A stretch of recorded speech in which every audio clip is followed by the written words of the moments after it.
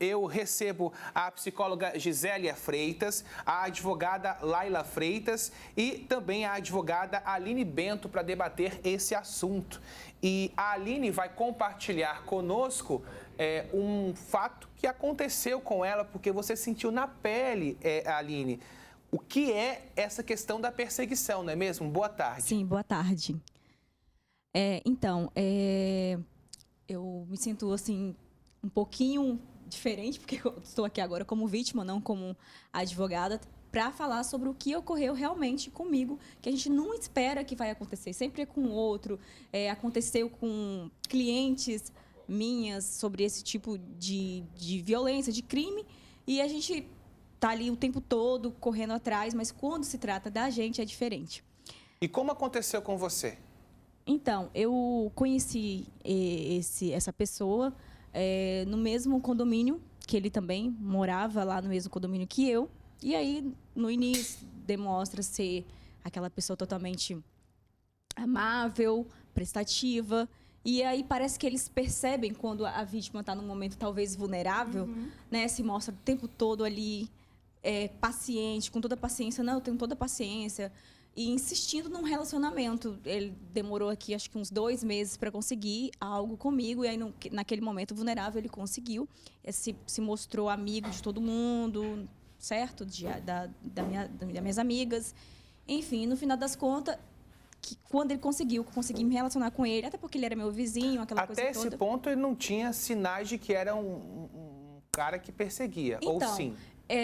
Inclusive, eu estudo também bastante sobre essa questão, até porque devido da minha profissão, mas quando se trata da gente, mas sempre tem indícios. Eu acredito que sempre tem indícios. Aquela pessoa que se demonstra muito ali amável no início, totalmente prestativa, totalmente amor demais, prestativo demais, você já dá para desconfiar um pouquinho. E aí eu percebi ele sempre querendo me polir, principalmente com as redes sociais, porque você se mostra demais, porque você fala demais, porque você mostra demais. E aí eu percebi que aquilo não estava normal. E aí depois eu fui pesquisando mais sobre a vida dele, e aí eu descobri coisas que realmente eu não posso falar muito porque o processo ainda está em curso, tá valendo, mas assim, inclusive ele foi preso devido a tudo isso que ele passou, porque eu não tive medo, eu fui até a delegacia, fiz a denúncia. No dia eu tive que ir sozinha, porque nesses momentos é bom que mesmo que eu seja advogada, eu esteja também acompanhada pelo advogado, mas foi assim de última hora. E eu fui da delegacia e eu falei diante do delegado, porque a priori, às vezes, as mulheres pensam que mas ele só está perseguindo, está me ligando. Ele ficava o tempo todo me interfonando. Eu não consigo ouvir um barulho mais de interfone na minha vida, assim. E ele ficava interfonando porque estava bloqueado de tudo. Já estava com medida protetiva que eu cheguei a fazer e tudo, e ele continuou. E aí eu mesmo assim fui lá, insisti, persisti. Porque muitas vítimas pensam, mas ele só está me ligando, ele só está me interfonando, ou se ele está me mandando mensagem. Mas isso é um tipo de crime também. De formas reiteradas, inclusive. E aí eu falei diante, assim, pro delegado. Eu falei assim, olha, eu acho um absurdo. Ele realmente não me bateu, não vou mentir. Eu não sofri aquela violência física, porque muitas das vezes a mulher pensa que não está sofrendo uma violência física, que não é violência, mas é violência isso também. E aí eu falei pro delegado, olha, é um absurdo isso acontecer, e se ele sair daqui solto, vocês estão correndo o risco de também levar uma culpa de talvez um feminicídio aí. Que isso ocorre o tempo todo. Inclusive, no nosso estado, é um dos maiores índices, né, de violência. Sim, é verdade. Você que está acompanhando o nosso Fala Espírito Santo, já passou por alguma situação semelhante? Alguém já te perseguiu, te ligava, tentava entrar em contato, mesmo você não querendo de forma alguma? Tomou uma atitude? Envie o seu relato no Fala no Zap. Olha só, 279-9942-2478, ou aponta a câmera do seu celular para esse QR Code que vai direto para o Fala no Zap, e eu fico de olho aqui nas participações dos nossos telespectadores. Gisélia, a Aline falou que sempre dá para perceber que sempre existem sinais de que aquela pessoa não está querendo se aproximar à toa, sem querer ter nada em troca. É isso mesmo? Me conta. Boa tarde. Tem sinais, mas são difíceis de perceber. Até porque no início ninguém vai demonstrar realmente a sua personalidade, porque o stalker, né? Ou cyber stalker, ele tem uma via de amor platônico, tem uma via de obsessão, é um distúrbio de personalidade. Como todo distúrbio de personalidade, muitas vezes isso é escondido, isso está camuflado, né?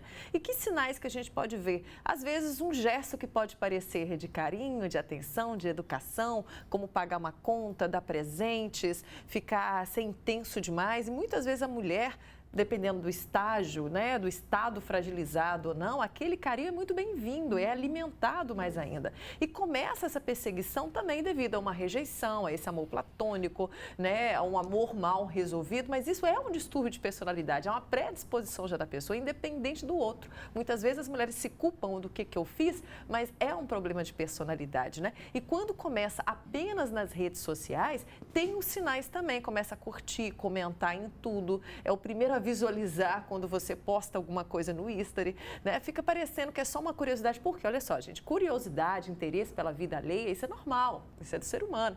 Agora, quando chega a ser invasivo, quando chega a ser uma obsessão, algo repetitivo, a gente tem que tomar cuidado com isso. E com esses sinais, cortar, deixar bem claro que não quer. É bom sempre compartilhar com amigos, outras pessoas, quem é essas. Eu conheço mulheres que dão print na conta dessa pessoa e passa para conhecidos, amigos, até porque já houve casos de sequestro, de questões mal resolvidas, dessa pessoa ser vítima na vida real. Bem, eu queria falar com a Laila agora, porque justamente o stalker é crime. Existe uma tipificação que penaliza justamente esse tipo de comportamento, né, Laila? Sim, boa tarde. É um crime teoricamente novo, né? Do que se trata esse crime? É a perseguição reiterada, como trouxe também a doutora Gisélia, de forma que vai atacar, vai prejudicar a liberdade de ir e vir da vítima e também o seu emocional, o seu psicológico. Ela não consegue mais sair de casa, ela tem medo de sair de casa, ela se sente ameaçada.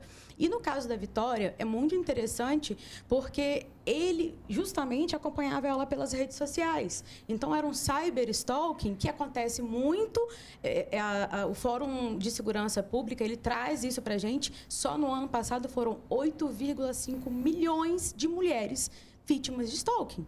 Então, a gente está falando de um número muito grande. Sem contar a subnotificação disso. Exatamente, perfeito, porque são mulheres que atualmente conhecem a lei. E quem não conhece a lei ainda, né? E que tem coragem de procurar, porque muitas vezes a gente se sente envergonhada, se sente constrangida.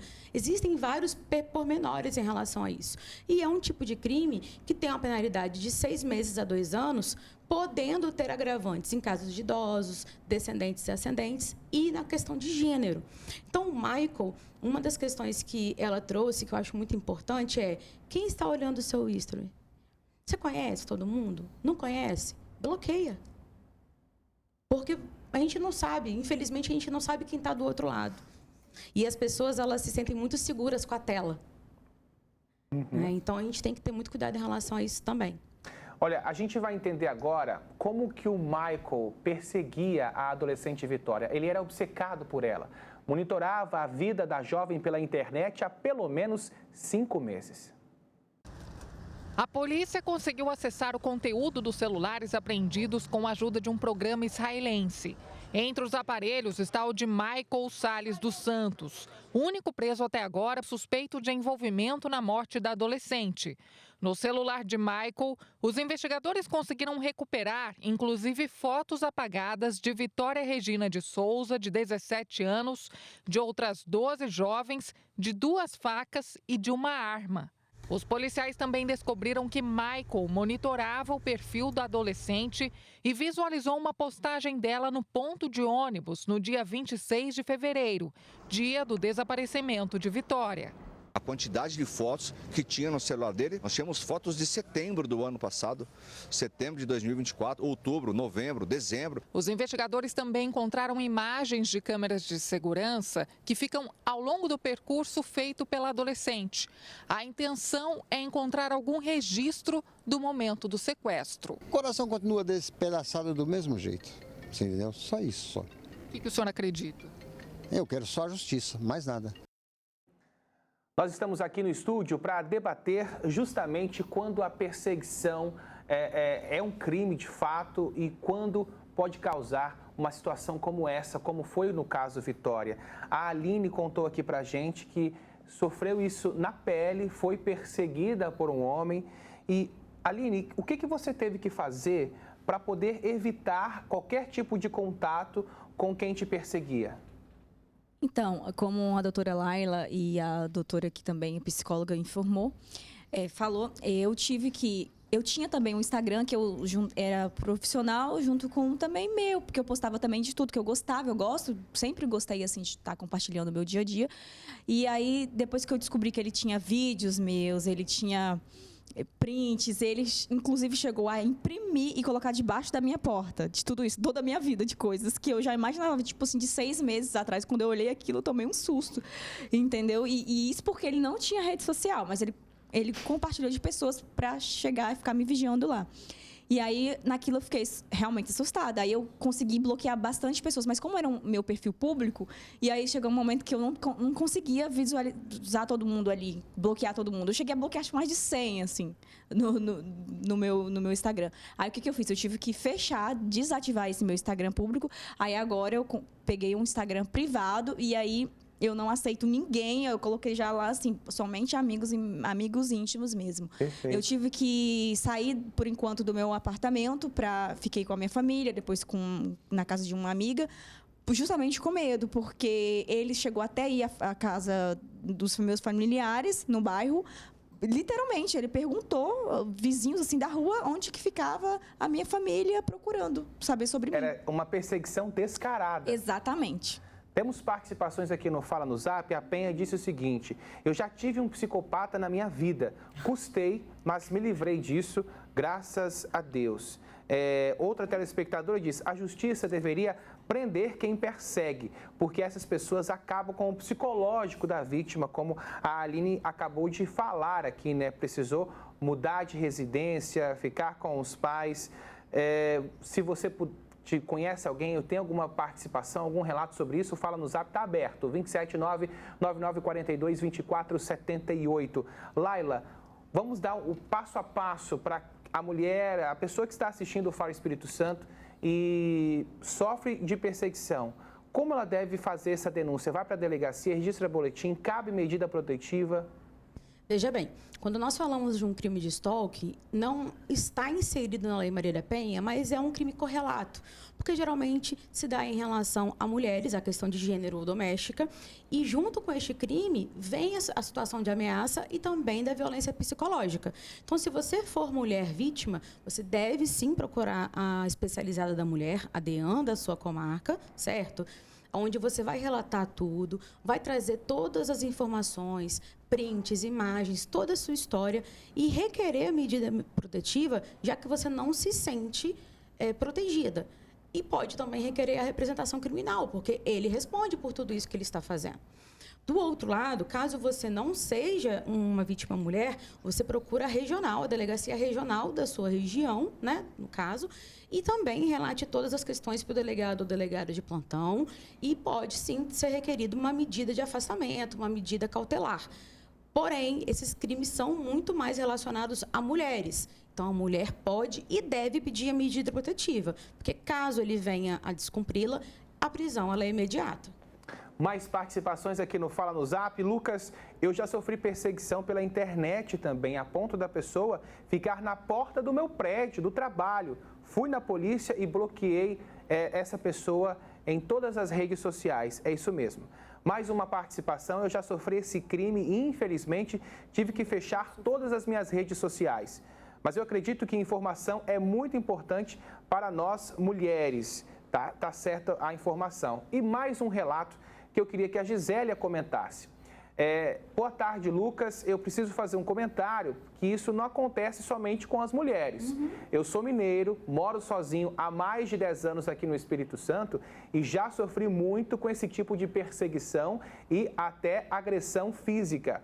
A pessoa com quem eu me relacionei por uns 5 anos, não queria aceitar o término do relacionamento e queria me prejudicar de qualquer forma. Desde agressão física até denúncia indevida ela fez para me prejudicar. Graças a Deus, o delegado na época percebeu o que estava acontecendo e deu a ela um alerta para me deixar em paz. Para me deixar em paz. Espera aí que eu perdi aqui o texto. Para me deixar prejudicar, para me deixar em paz. Hoje eu vivo em paz, mas com muito medo de me abrir novamente para um novo relacionamento. Gisélia, você vê que não escolhe gênero, condição social, né, condição financeira, e os reflexos para a vítima são muito semelhantes. São. Isso é um distúrbio de personalidade que não pesa em gênero masculino e feminino. A gente está trazendo aqui estatísticas, dados alarmantes, porque a gente está discutindo um caso de mulher, né, os cuidados que a mulher tem que ter. Mas essa perseguição, dentro da minha prática, vejo até muito mais do feminino junto ao masculino, né? Principalmente no físico, mais do que na internet. Antigamente era muito comum registrar esses casos como para artistas, pessoas públicas, que eram os famosos paparazzi, né? Então tem artistas que relatam perseguições na internet por 10 anos, era comum, é artista, então tem a vida pública exposta.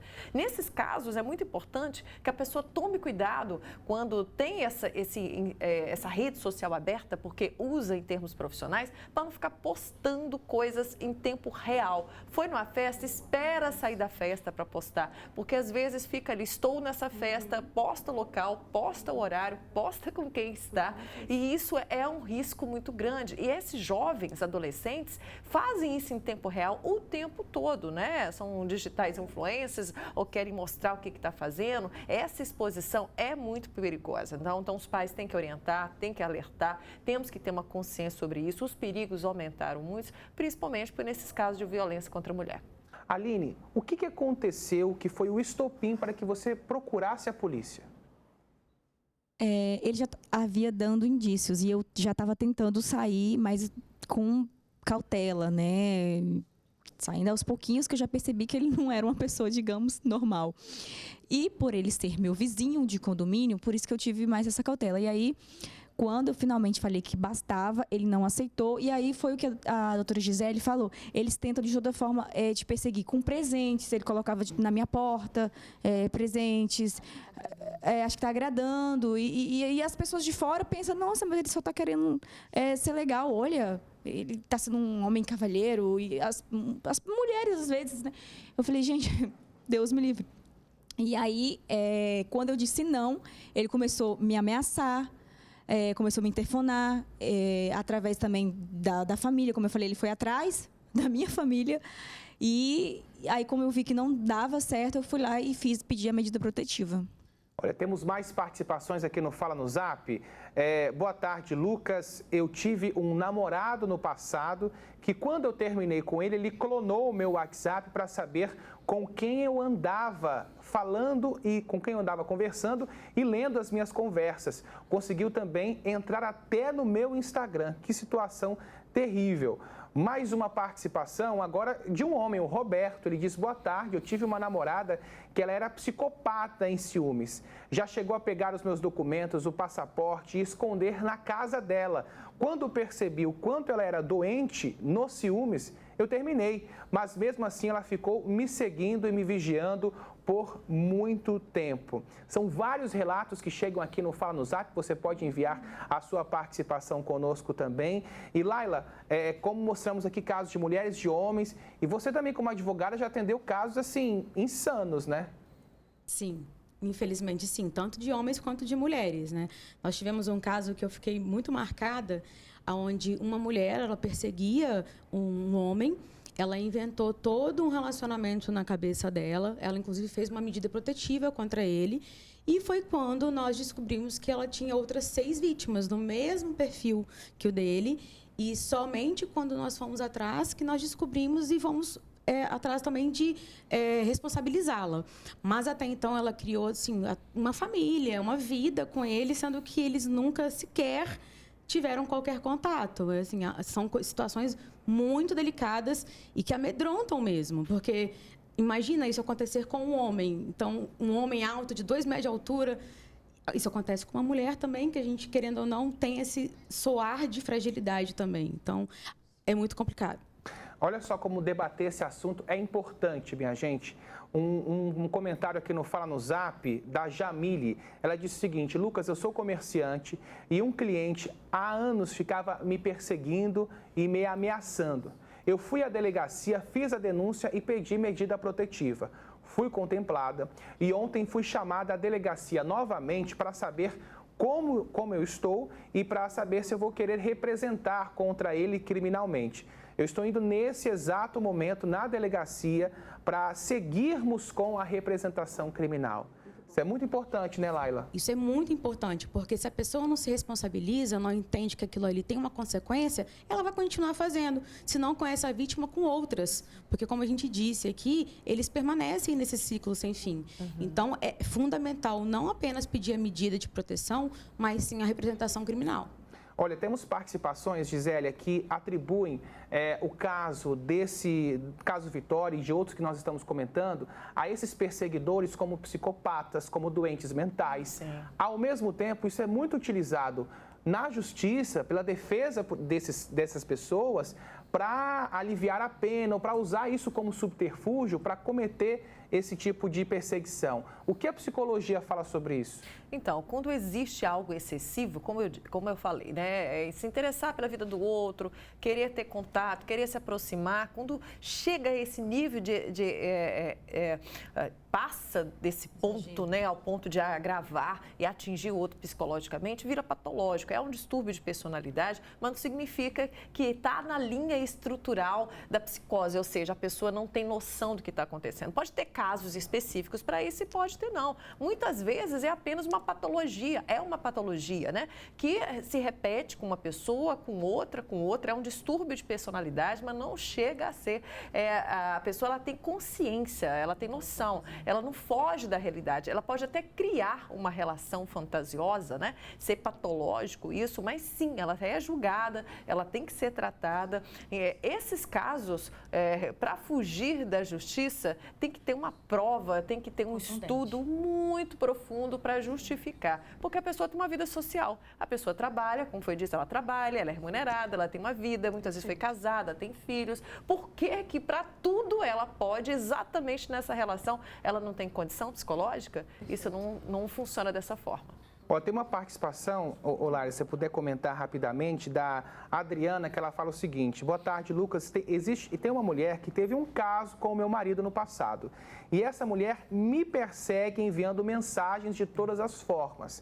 Eu posso denunciar como perseguição? Adriana, pode e deve. É muito importante a gente juntar todas as provas, os prints, as imagens, áudios. Importante também, Gi, a questão de laudos, né? Sim. Muitas vezes a gente tem laudos, porque aquela mulher, aquela vítima, ela precisa de algum tratamento mais específico junto ao seu psicólogo, ou psicóloga, psiquiatra, para manter o mínimo de equilíbrio, porque ela se encontra fragilizada. Então, com certeza, ela pode, não necessariamente na DEAN, mas pode solicitar na regional, por exemplo. Perfeito. Para a gente encerrar esse nosso bate-papo, eu queria encerrar com uma palavra da Aline. Olha, Aline, muita gente comentando aqui e, olha, você inspirou pelo menos uma pessoa, a Jamile, que estava assistindo o nosso programa, a seguir com representação criminal, a denunciar esse homem que a perseguia. O que você falaria com uma pessoa que sentiu isso na pele para outras mulheres que às vezes estão passando o mesmo, mas não têm coragem de denunciar ou sequer de identificar que está sendo perseguida? Então, eu, antes de até entrar aqui no programa ao vivo, eu encaminhei para a minha cliente, que daqui a pouco, inclusive, vai ter uma audiência, mais ou menos, sobre esse caso. E eu falei, tome coragem, vá até a delegacia, não tenha vergonha, não tenha medo, porque você é vítima. Se não tiver essa coragem, se não fazer, a pessoa vai continuar, o criminoso vai continuar e não se sabe até que ponto vai chegar, como, por exemplo, que foi o caso da Vitória, infelizmente. Perfeito. Haja antes que o pior aconteça. Haja antes. Agradeço a Aline Bento, a advogada, a Laila Freitas, também advogada, e a Gisélia Freitas, psicóloga, a fazer esse debate e esse alerta tão importante às mulheres e homens que passam por uma situação dessa. Obrigado, gente. Boa tarde para vocês. Boa tarde.